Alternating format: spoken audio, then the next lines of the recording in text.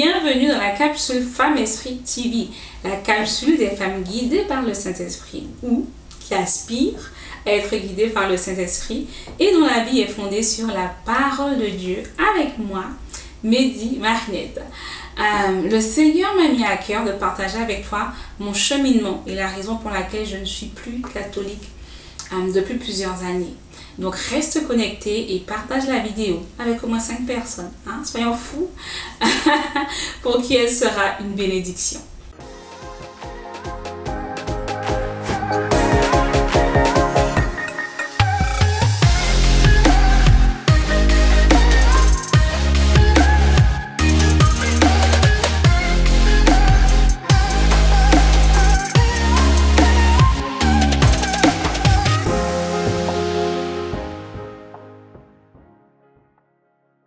Alors, ma conversion est assez particulière.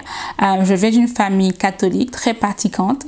Mes tantes du côté paternel étaient très impliquées à l'église et du côté maternel, ma grand-mère était la personne qui me connaissait le mieux. Et c'est elle qui enseignait le catéchisme aux enfants à l'église. Donc, petite, j'aimais déjà Dieu et en grandissant, je ne voyais aucune raison, valable en tout cas, de sortir du catholicisme. Je menais une vie toute somme normale.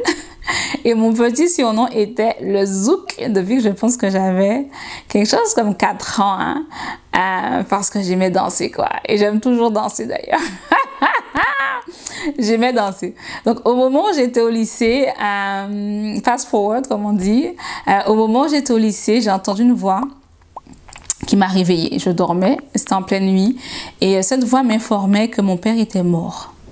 Alors, dans la réalité, mon père n'était pas du tout mort. Le lendemain matin, il était à la maison, il n'y avait pas eu de problème. J'en ai parlé avec ma maman, mais on n'y a pas prêté attention.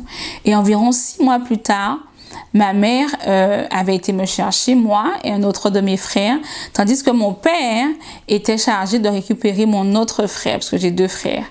Et à 10 minutes de la maison, on tombe sur un attroupement dans la rue. Donc, on est obligé de s'arrêter et on apprend qu'il s'agit d'un accident de la route qui a eu lieu juste 10 minutes avant qu'on arrive là encore. Donc, il n'y a pas encore le SAMU. Le SAMU est en route, mais le SAMU n'est pas encore là. Et donc, du coup, on sort de la voiture pour voir ce qui se passe et ma mère demande au badaud, en fait, mais qu'est-ce qui se passe? Et bon, c'est un petit village où j'habitais. Donc, on se connaît tous à plus ou moins 20 minutes de la maison. Mon père était assez connu puisqu'il faisait de la politique. Ma mère était connue puisqu'elle était la fille de mon grand-père qui faisait de la politique.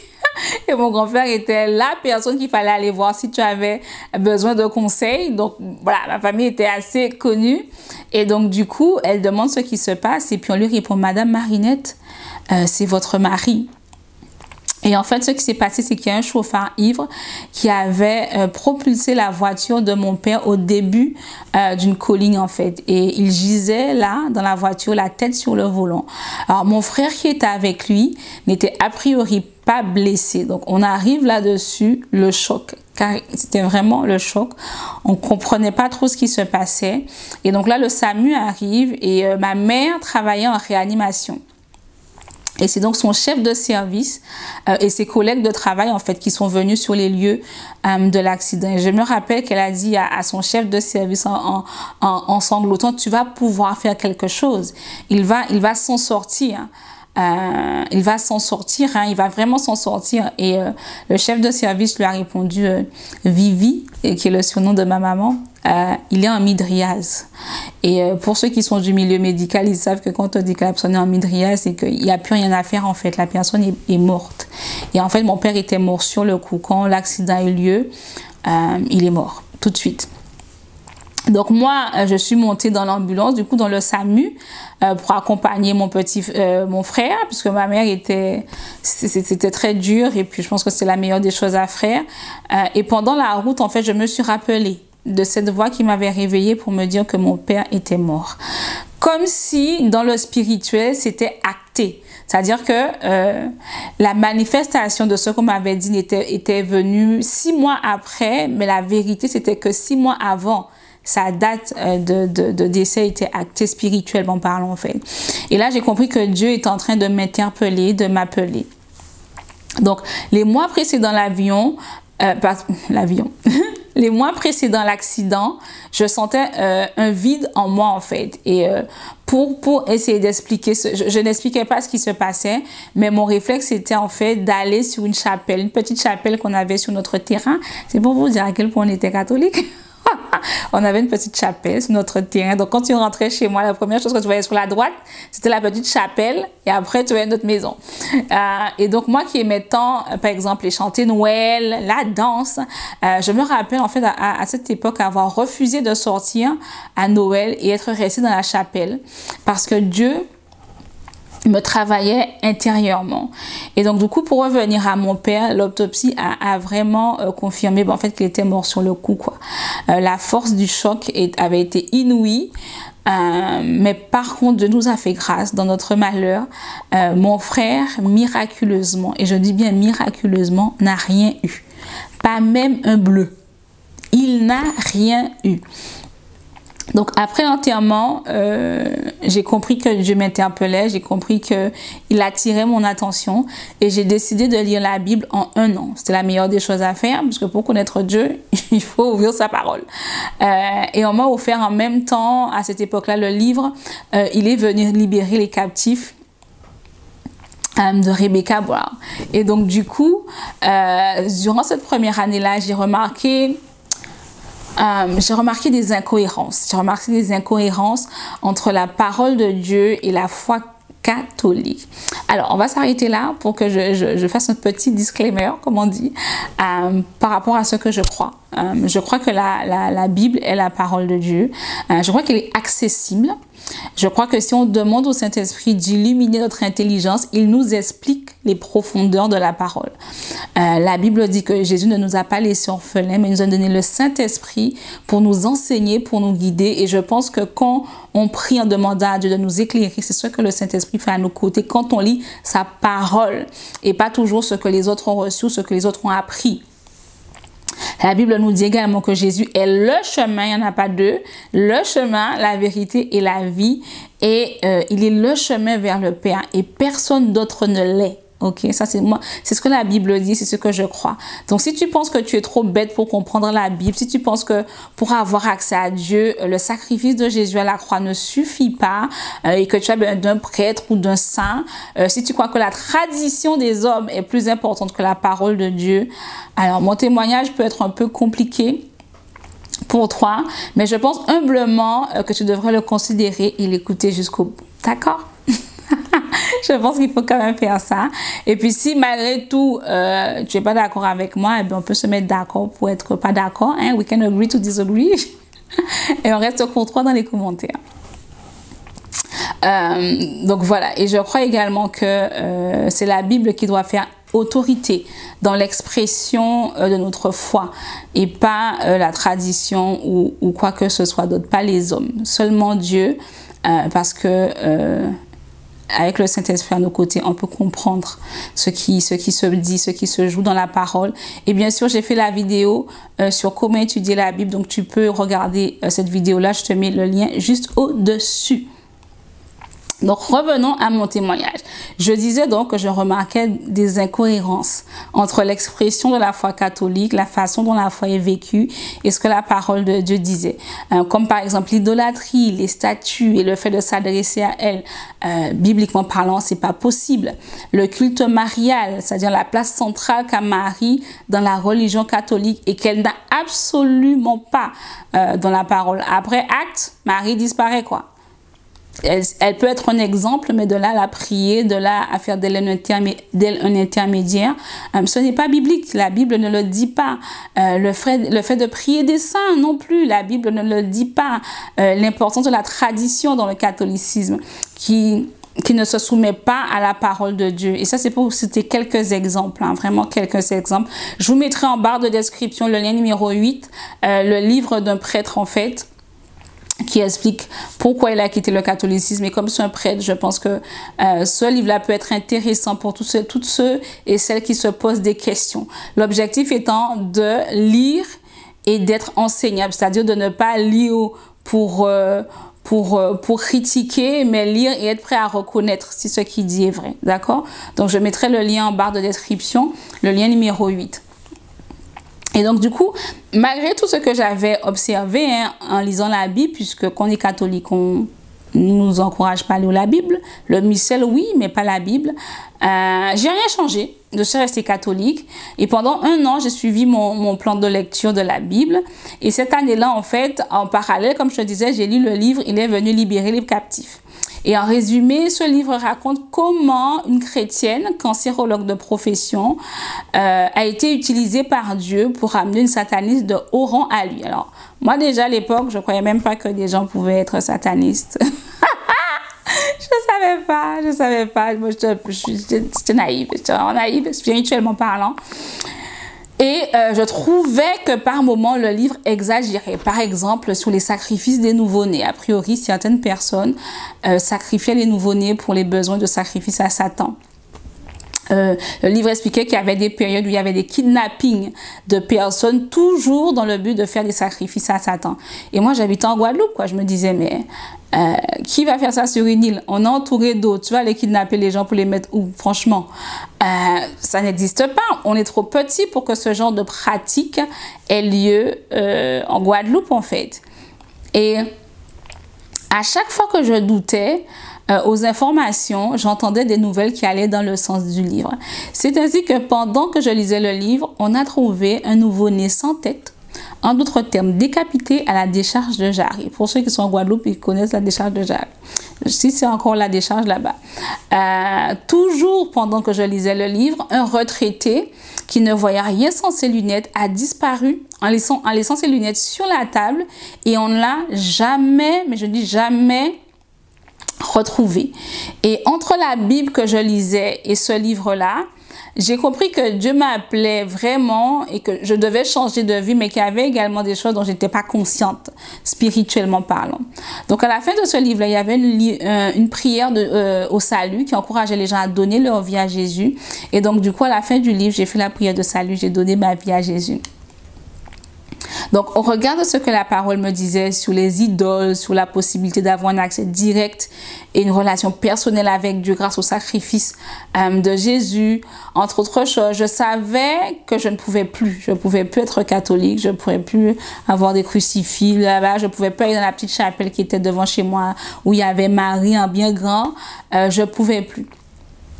Donc, j'ai eu mon bac et j'ai pris une année sabbatique. Et c'est pour ça que je t'encourage, toi qui écoutes mon témoignage, à ne pas penser que elle est contre nous. C'est pas que je suis contre vous. Je veux vous encourager à faire votre propre étude, à chercher Dieu par vous-même, d'accord? Parce que c'est ce que j'ai fait. C'est pas quelqu'un qui est venu me parler, c'est pas quelqu'un qui est venu m'enseigner, c'est pas quelqu'un qui m'a interpellé. C'est ma lecture personnelle de la Bible qui m'a fait me rendre compte qu'il y avait des choses qui n'étaient pas possibles dans l'expression de la foi catholique, si je peux m'exprimer ainsi, et que je pouvais pas en fait continuer d'aller là-bas. Et donc, du coup, après mon bac, j'ai pris une année sabbatique. C'est-à-dire que pendant 1 an, j'ai étudié ma Bible. Et comme je le disais, en tant que catholique, je ne l'avais jamais fait. Je lisais le missel le dimanche, mais jamais je n'avais été encouragée à lire la Bible. Comme si sa lecture était réservée à un cercle d'initiés, quoi. Et donc, du coup, j'avais acheté une Bible, parce que je n'en avais pas, on n'avait que des missels. J'ai acheté un cahier, j'ai acheté une concordance, j'ai acheté un dictionnaire biblique.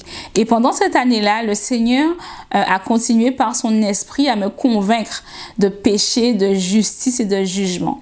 Et donc, du coup, bien entendu, je ne pouvais plus prier les saints, je ne pouvais plus prier la Vierge, je ne pouvais plus faire tous les rites en fait, qu'il y avait dans le catholicisme, parce que au regard de ce que je lisais, je savais que ce n'était pas la façon dont Dieu voulait que j'ai une relation avec lui. Si tant est que les 100 questions, c'est vraiment c'est probablement autre chose qu'on prie, parce que la Bible nous encourage à prier le seul vrai Dieu au nom de Jésus et pas autre chose. Donc, qu'est-ce qu'on prie? Je me posais la question. En même temps, en fait, j'allais me fiancer.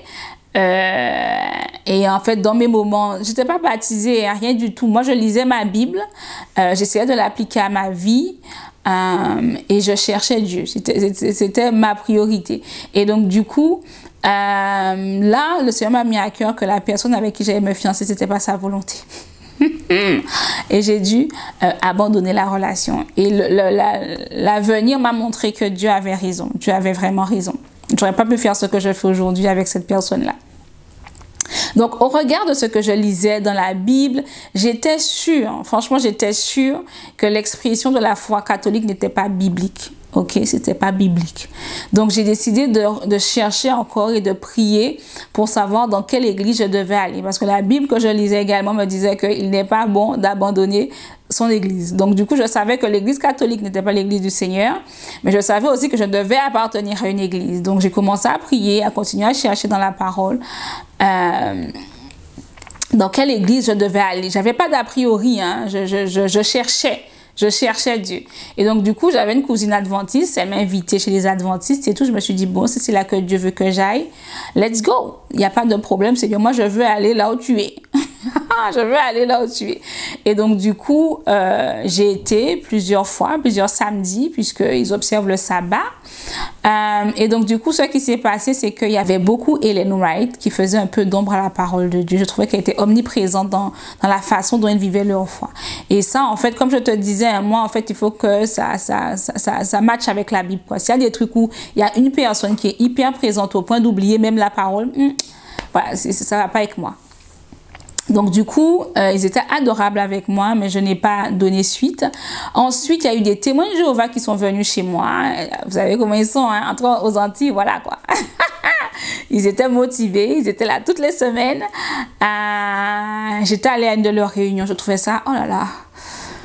Oh, c'était sobre, c'était d'une sobriété, mais c'était bizarre. Mais toujours, moi, je me dis, je veux connaître Dieu, je veux obéir à la parole. Si c'est là que Dieu me veut, c'est là que j'irai. Au fur et à mesure des discussions avec eux, j'ai eu des doutes, par exemple, sur l'interprétation des Écritures, comment ils interprétaient les Écritures. Je n'étais pas sûre, même s'ils paraissaient très, très au courant de leur Bible, qui n'est pas la vraie traduction de la Bible. Et on ne sait même pas qui a traduit la Bible des témoins de Jéhovah, la vérité. Donc, il y a une chose qui a fini de me convaincre de ne pas aller là-bas, c'était que la dame qui venait me parler chaque semaine chez nous, elle me raconte en fait l'histoire de son frère. Son frère qui était un agrégé en mathématiques avec un avenir prometteur et qui du jour au lendemain en fait s'est retrouvé dans une situation débilitante. Quand je dis une situation débilitante, c'était qu'il ne pouvait plus aller travailler à cause d'esprits en fait qui l'empêchaient d'aller travailler. Et donc du coup toute la journée il faisait des tétragrammes, il faisait des incantations le soir, il dormait pas la nuit. Alors que il était brillant en fait, il était vraiment brillant avant et eux ne pouvaient pas l'expliquer. Donc elle me disait que le frère ne pouvait plus sortir de chez eux, ils étaient désemparés, ils ne savaient pas quoi faire. Et une fois en fait ils se sont dit que non, vu qu'il fait des tétragrammes la nuit, ils se doutent que c'est pas biblique quoi. En fait, en tout cas, au moins ça c'était vrai. Ils ont voulu changer le frère de chambre, ils ont dormi dans la chambre. La nuit. Ils ont reçu des coups de démons. Donc, ils n'ont pas peur de ces démons parce qu'ils ne voyaient pas, mais ils sentaient les coups et ils ont vu les bleus. Et elle m'a dit que la nuit, ils ont été roués de coups pour avoir tenté de dormir dans la chambre de ce frère-là. Et donc, du coup, moi, avec ma Bible que j'avais lue en un an, mon début d'année sabbatique, voilà, où je prends le temps d'étudier la Bible, j'étais choquée. J'étais choquée, je me suis dit, mais la Bible me dit qu'au nom de Jésus, nous avons autorité sur les démons. Et ces personnes-là sont tourmentées du matin au soir et du soir au matin par un démon dans leur maison et ils ne peuvent rien faire. Alors je me suis dit, Jésus n'est pas là-bas. En tout cas, le Jésus de la Bible, il n'est pas là-bas. Donc, j'ai arrêté toutes mes c'était hebdomadaire, toutes les semaines, toutes mes réunions avec les témoins de Jéhovah. Et j'ai continué à chercher, toujours continué à étudier ma Bible. Et j'ai continué à prier que Dieu me guide en fait. Parce que vraisemblablement, voilà. Et donc, du coup, tout ça là, ça se fait en un an. Donc, c'est pas si j'ai prié, j'ai vu, non, ça a pris du temps. Le Seigneur m'a vraiment guidé pas à pas. D'où mon exhortation pour toi à le chercher dans sa parole et à lui faire confiance pour te guider vers là où tu dois aller. Et au bout d'un an, une amie de ma mère, en fait, l'a invitée dans une église évangélique parce que ma mère lui avait dit que ma fille est en recherche spirituelle, elle lit sa Bible tous les jours, elle passe sa journée dans la Bible, il y a une grande table sur la véranda, elle étale tous ses cahiers, ses Bibles et tout sur la table. Et du coup, elle a dit à ma mère, mais je vous invite dans mon église. voilà, venez et tout. Et donc, du coup, j'ai été dans l'église. Alors, c'était une église évangélique. Donc, je me suis pas dit, ouais, je vais devenir évangélique. Absolument pas. J'ai été dans l'église. J'ai observé. J'ai pris le temps de les observer. J'ai pris le temps de voir si ce que je comprenais de la parole était bien ce qui était prêché. J'ai pris le temps de voir que Jésus était mis en avant et non un homme. J'ai eu la conviction que je devais me faire baptiser là. Et un mois après, en fait, mon baptême en France. Un mois après, je me suis baptisée et ensuite je suis partie en France pour faire des études d'infirmière. Alors, quand je me suis fait baptiser en Guadeloupe, le pasteur de l'église où je me suis fait baptiser m'a recommandé une église dans le nord de la France où j'étais, où je faisais mes études. Et encore à ce jour, le pasteur Emmanuel Kamundi, qui était mon pasteur à l'époque, est encore mon pasteur. Donc, je pense que c'est mon cheminement que Dieu voulait que je partage avec toi en fait. C'est pour ça qu'il m'a mis à cœur de partager la façon dont je me suis convertie, la façon dont personne m'a vraiment prêché l'évangile, la façon dont je l'ai cherché en fait, pour te pousser à le chercher par toi-même. Et c'est aussi pour ça en fait que je pense qu'il m'a mis à cœur de créer les études bibliques. Car c'est au travers de sa parole qu'il se révèle en fait. C'est sa parole qui nous transforme. C'est sa parole qui nous change de l'intérieur vers l'extérieur.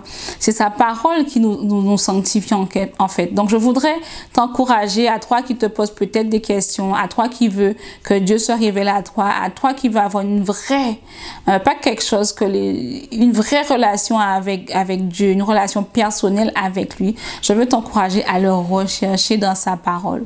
Le rechercher dans sa parole, le rechercher dans sa parole. Je voudrais t'encourager à conformer ta vie, ton raisonnement et ta foi à la parole de Dieu et non aux traditions des hommes. La tradition peut nous conduire à faire des choses qui ne sont pas bibliques. J'ai déjà entendu des traditions ancestrales, hein, mais où dans certains villages en Afrique, en fait, par exemple, on sacrifiait les albinos, ou on sacrifiait les jumeaux, par exemple. Et ne croyez pas que ce type d'atrocité ne se passait qu'en Afrique. Hein. Les pays européens ne sont pas... ils sont pas en reste, hein. Ils sont pas en reste du tout. Donc, en fait, la tradition n'est pas mauvaise, mais elle doit être passée au tamis de la parole de Dieu. Et tu ne dois pas accepter d'elle, ce que la Bible dit que tu ne dois pas faire. C'est parce que la tradition te dit ça que tu dois le faire. Non, tu dis, la Bible dit quoi? Ok, la tradition n'est pas contre ce que dit la Bible. Ok, c'est-à-dire la tradition, ça peut être la culture culinaire. Hein? Donc la Bible, par exemple, ne te dit pas de ne pas manger de colombo, de ne pas manger de tortue, de ne pas manger de chatou, comme on dit chez nous, de pieuvre. Il n'y a pas de problème, mais il y a certaines choses, si dans ta culture, l'adultère, c'est comme si c'est normal, ben, la Bible dit non, tu dois être le mari d'une seule femme. Donc du coup, tu dois laisser tomber l'adultère et revenir à ce que la parole dit. Donc, passe la tradition au tamis. Je dis bien au tamis, c'est-à-dire que c'est petit à petit. Tu fais attention, tu scrutes pour voir ce que la parole dit aussi, en fait. Et donc, je t'encourage vraiment à cela. Je t'encourage à cela, en fait. Donc, avant de créer ma méthodologie d'étude de la parole, j'ai acheté des livres. Franchement, ma bibliothèque, elle est juste dingue. Des livres qui m'aidaient à étudier la parole. Et donc, du coup, si toi aussi, tu veux te dire, OK, elle m'a pas dit, quitte là où je suis. Elle m'a dit, lis la parole. Avant de la lire, tu pries, tu dis, Seigneur, par ton Saint-Esprit, éclaire mon intelligence. Montre-moi si ce que je fais dans ma vie de tous les jours, si dans l'expression de ma foi au quotidien, je te suis. Hein? Ou en fait, je suis en train d'adorer des démons. Montre-moi, Seigneur. Le Seigneur va te montrer. Donc, comme je disais, en haut, je vais te mettre la vidéo avec un cas pratique pour comment étudier la parole de Dieu. Et en deuxième point, si ça peut t'aider également, tu peux te rendre sur boutique.femmesprit.org et regarder toutes nos études bibliques, tous nos livres de prière et de méditation. La façon dont j'ai construit l'étude biblique, c'est que je parle pas trop. Je parle juste un peu au début et je parle un peu à la fin. Mais concrètement, j'ai fait en sorte que le Saint-Esprit et toi puissiez avoir une relation avec la parole et qu'il t'enseigne. D'accord? Donc, du coup, tu peux retrouver tout ce qu'on a mis à la disposition des personnes de notre communauté, des femmes de notre communauté sur boutique.femmesprit.org. en format papier, sauf si c'est sold out, mais en format e-book toujours disponible. Donc voilà, je suis arrivée au terme de la vidéo. Si tu étais béni, ne pars pas, tu étais béni par cette vidéo. Prie pour nous. C'est pas facile de faire des choses de qualité pour Dieu, mais prie pour nous, que le Seigneur nous trouve fidèles à son service, pour moi et pour la team Femme Esprit. Tu peux partager la vidéo, liker la vidéo, t'abonner à la chaîne Femme Esprit TV, c'est gratuit. Oui, c'est gratuit. Et si Dieu te conduit à le faire, tu peux nous faire un don à Femme Esprit en cliquant sur le lien numéro 5. Et si tu veux être toujours informé de ce qu'on fait, le lien numéro 6, je crois que c'est la newsletter, et le lien numéro 7, c'est notre groupe Telegram. Donc, n'hésite pas à nous rejoindre sur le groupe Telegram qui sera un peu plus actif entre femmes. Retrouve-nous la semaine prochaine dans la capsule Promesses divines où on va partager sur une thématique des promesses de Dieu. Et la prochaine capsule Femme Esprit TV avec moi sera célibataire et épanoui, mythe ou réalité. Donc abonne-toi et clique sur les notifications, la cloche de notification pour ne rien rater. D'ici là, je te dis que l'Éternel te bénisse et te garde, que l'Éternel fasse luire sa face sur toi et qu'il te fasse grâce, que l'Éternel tourne sa face vers toi et qu'il te donne la paix. Amen. Et à vendredi prochain, ici même sur Femme Esprit TV. Bye bye.